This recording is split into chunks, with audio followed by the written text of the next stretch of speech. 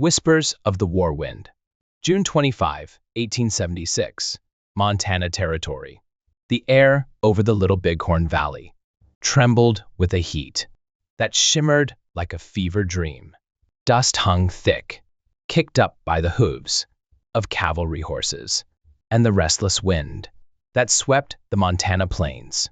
Young Hawk, an Arikara scout with eagle feathers braided into his unbound black hair, stood atop a low rise, his lean frame taut as a bowstring.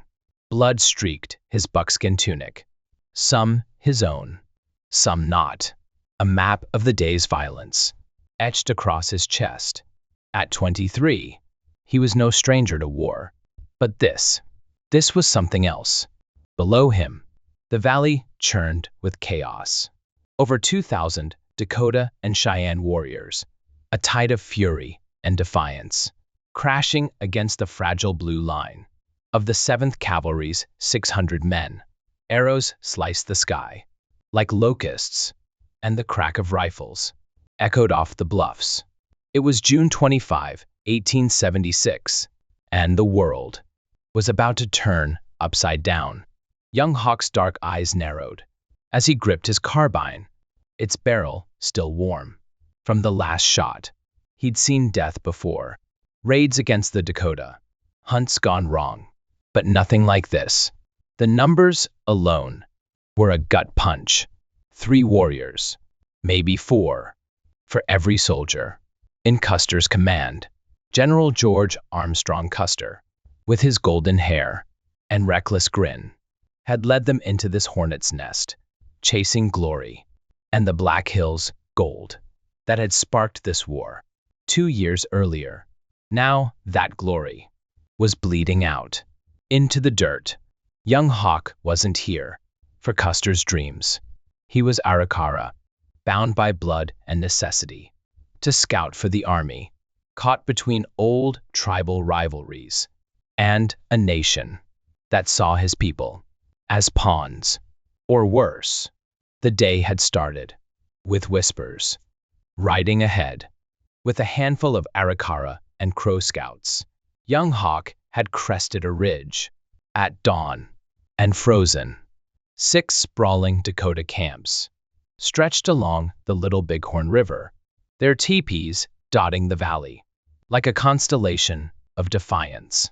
Smoke curled from cook fires, and the distant hum of voices carried on the breeze. Thousands of voices, not hundreds. He'd counted the warriors as best he could.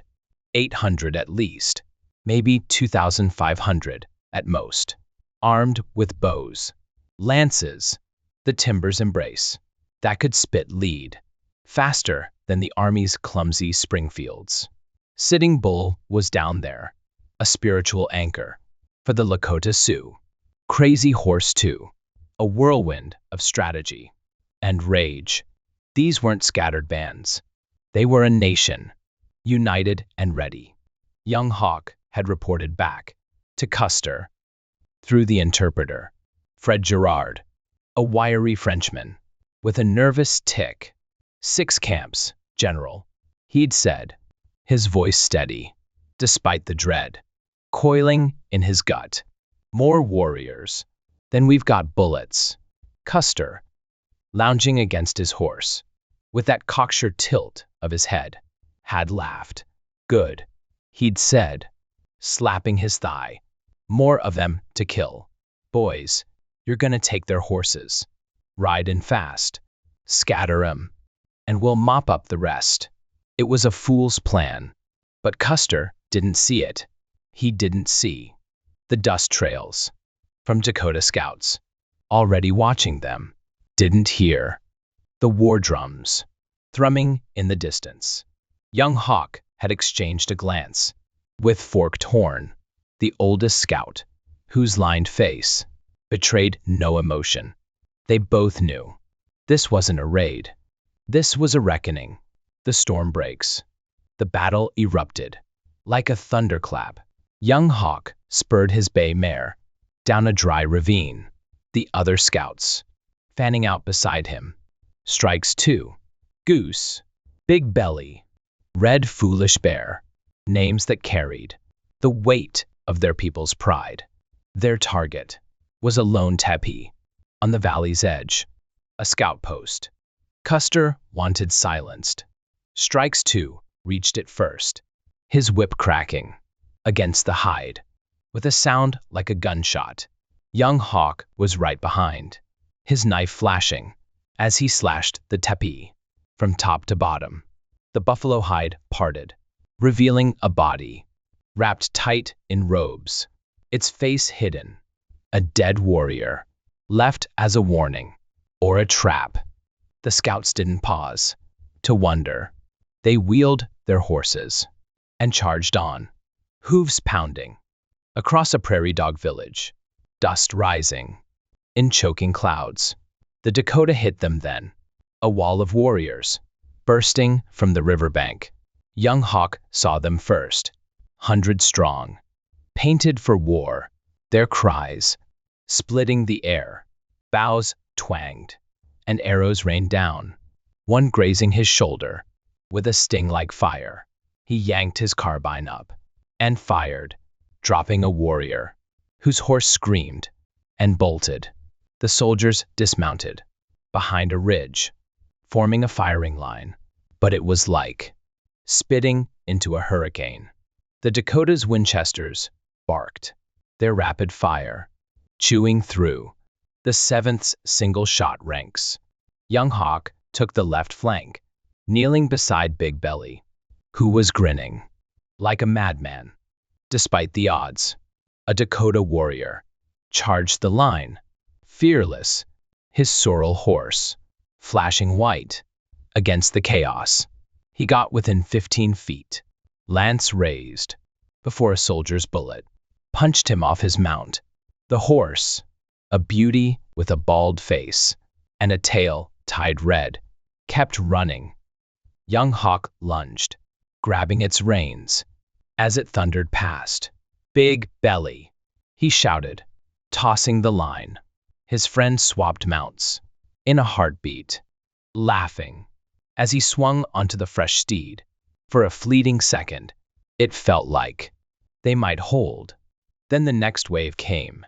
The Dakota didn't fight like an army. They fought like a storm, over 2,000 strong. They surged forward, splitting Custer's force with brutal precision. Young Hawk saw the general downstream, his yellow hair glinting, as he waved his saber, leading a doomed charge toward the camps.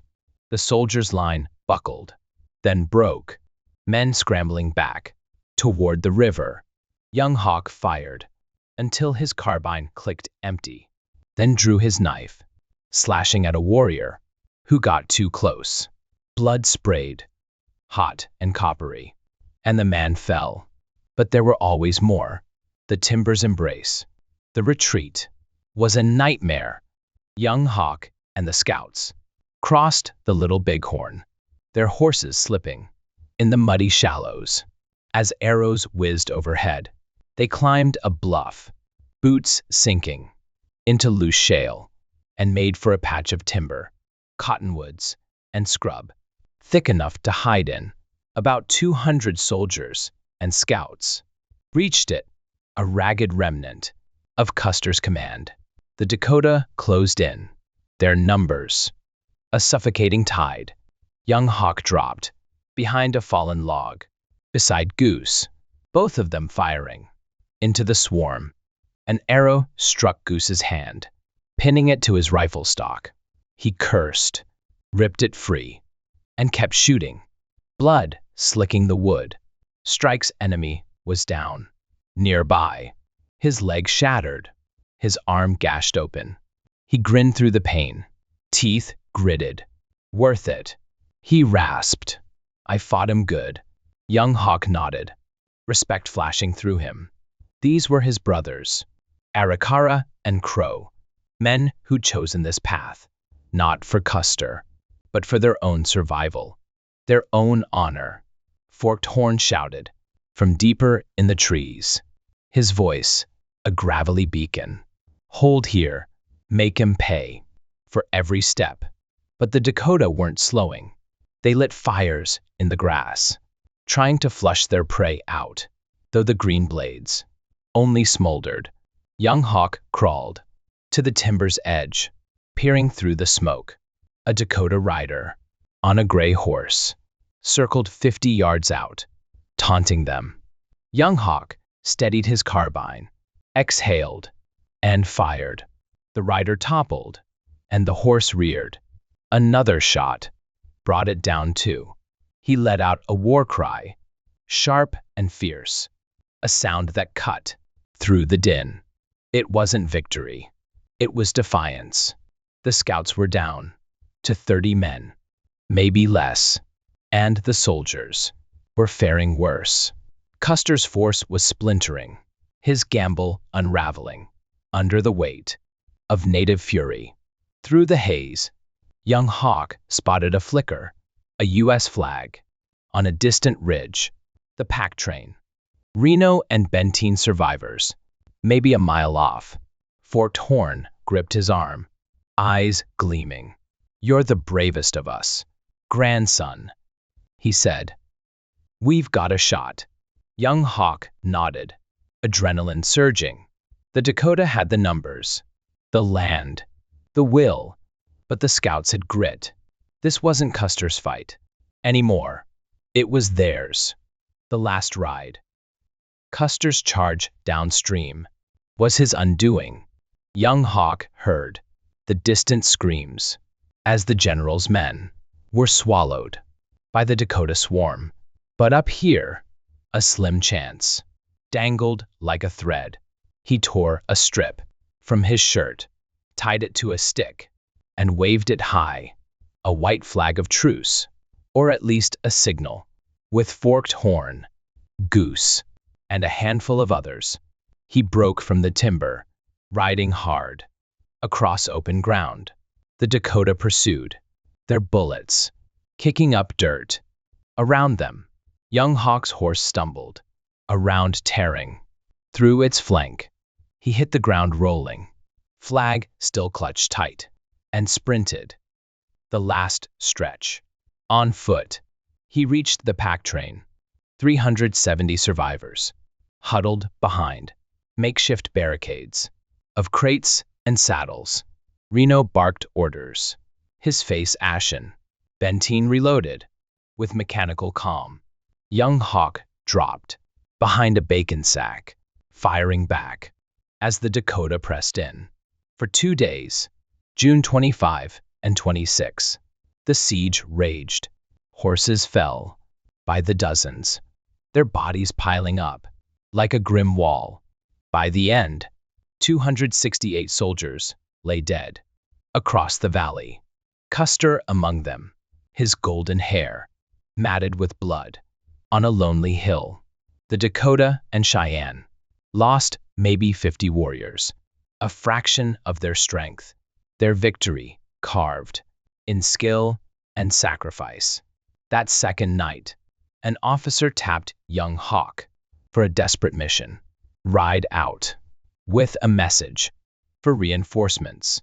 He joined Forked Horn, Goose, Red Foolish Bear, and a sergeant, mounting fresh horses. Under cover of darkness, they made it a mile before a Dakota ambush erupted from a ravine.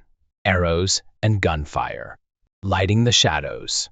Young Hawk wheeled his horse, barely escaping, as the others scattered. The message didn't get through, but he did. He returned to the survivors, bloodied but alive, a witness to a triumph that wasn't his. Echoes in the dust. The Dakota and Cheyenne won that day, a thunderous stand against a nation that wanted them broken. Over 2,000 warriors turned Custer's 600 into a ghost story, their leaders outmatching him at every turn. Young Hawk saw their power, their unity, their resolve, and felt the weight of his own role. He'd fought for the army, yes, but also for his Arikara kin, caught in a war that pitted tribe against tribe. all under the shadow of a growing empire. The victory was fleeting.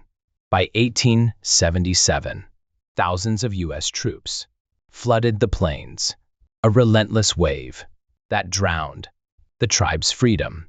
Young Hawk survived Little Bighorn, but the whispers of that war wind followed him, a tale of courage, loss, and a day when the native West roared back, if only for a moment. His story isn't Custer's legend. It's a raw, unvarnished truth, a glimpse of a people who fought not just to win, but to be remembered.